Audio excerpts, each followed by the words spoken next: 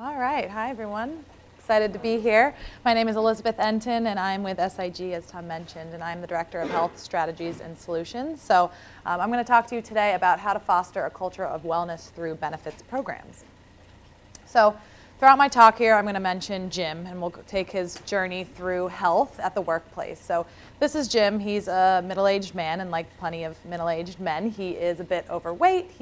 He knows he's unhealthy. His BMI is pretty high. He's stressed out. He is dealing with stress at home, stress at work, some financial burdens. As I mentioned, overweight, trying to deal with that. And he feels a little lost when he thinks about his health and how to seek care, but he wants to get healthy. He knows that much. He works a lot. In his lifetime, he'll have worked 90,000 hours. And then on top of that, he'll have commuted 100 plus hours annually. So he has a lot going on, and like a quarter of all Americans, work is his number one stressor. So if Jim is pretty stressed out, he's sort of unhealthy, and he wants to get better, and he spends all this time at the workplace, wouldn't it make sense to implement a wellness program at the workplace? Absolutely. But what can the workplace offer? What are the challenges? What are the benefits that an employee can actually benefit from and take advantage of and improve their health? Do any of your organizations have wellness or well-being programs or aspects of them? Great, great. A few hands in the audience. Awesome. So wellness is a multi-billion-dollar industry at this point. There are tons of options when it comes to wellness and well-being in the workplace. I have a few mentioned here. So think about healthy snacks in the lounge. You have your biometric screenings on site. You have your health fairs, cooking demos, walking Wednesdays, massage Mondays, to name just a few. SIG has a great wellness program in place, and we do a lot of the aspects here, plus many, many more. And you know, our employees are very engaged, and they appreciate all of these benefits that we put forth. So I'm sure you heard me mention wellness and well-being. I want to talk about the differences between the two and also some similarities. So in my experience in the wellness world, I've worked on the clinical side and the corporate side. I've seen a shift, especially of late, from wellness to well-being. So wellness is more of physical health. So if we think back to Jim, we think about his weight. Maybe he is hypertensive, pre-diabetic even. We look at his data so we can identify gaps in care. Is he going to the doctor? Is he getting his annual checkup? You know, where can we focus on the medical management and improve chronic conditions? Most of those issues are affected by improved nutrition as well as increased physical activity. But now well-being, where we've kind of shifted our approach, is to the whole person and the more of a holistic approach. That's kind of a buzzword I'm sure you're hearing in the wellness industry. So you're focusing on the stress and the emotions, happiness, you know, just overall Jim's well-being at work, at home, and then also the community and the social kind of connection he has with his friends, with his family at work. And then finally his career and his financial health. That's really important too, right? We can be the picture of health, six-pack, run every day, but we're totally stressed out. Therefore, we're not healthy. We're dealing with financial issues, and we need that help.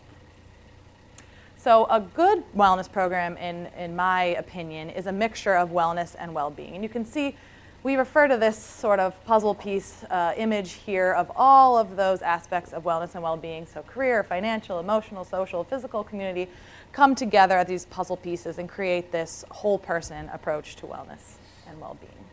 So that's kind of laying out all the things to think about, and hopefully you have some ideas in your head. But how do you get started to implement this wellness program?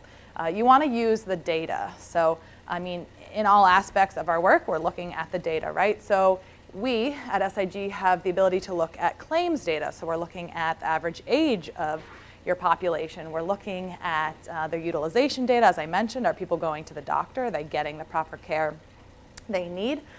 We can look at their gender, the prevalence of chronic conditions within the population.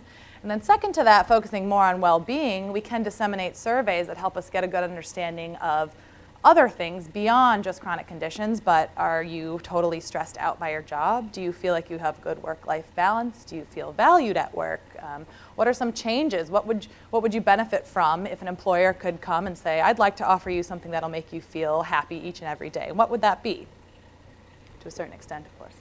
And then you have to be able to create that foundation of wellness. So you have all these good ideas, but you need your organization to be able to foster that wellness program. So do you have the needs and the ability to allow that wellness program to survive and to thrive?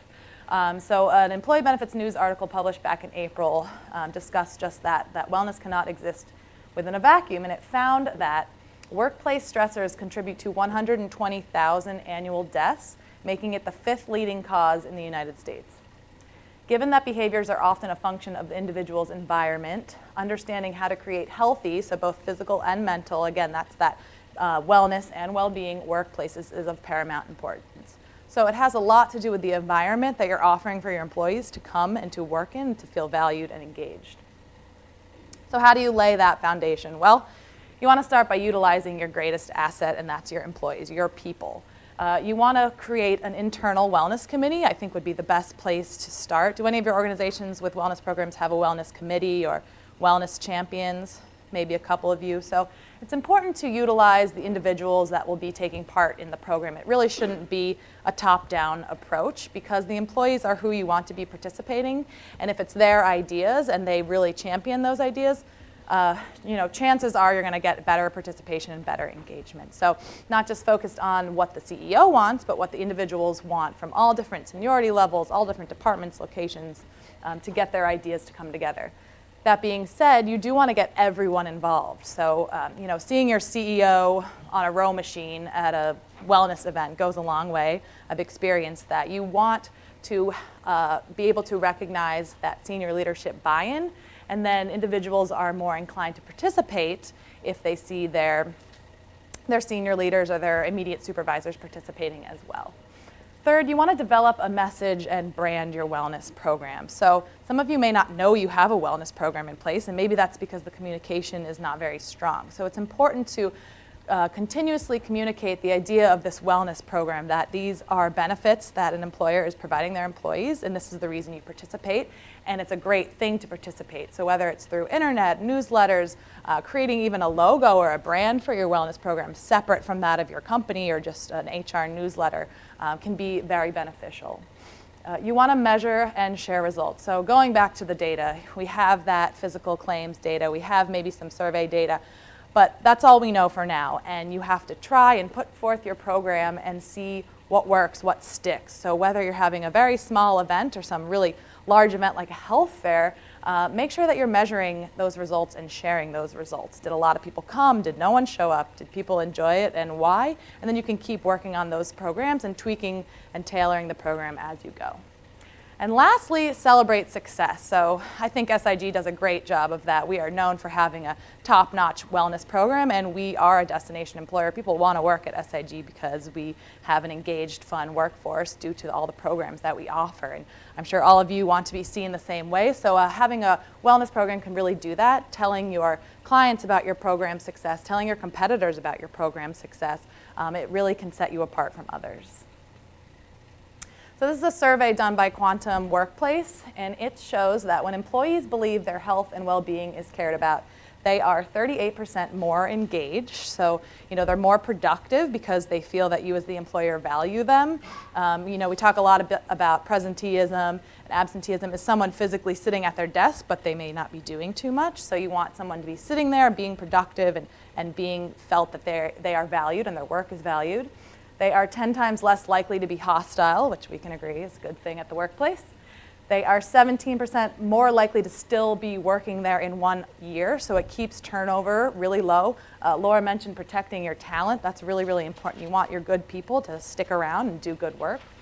28% are more likely to recommend their workplace. That's fabulous as well. You have good people bringing in good people.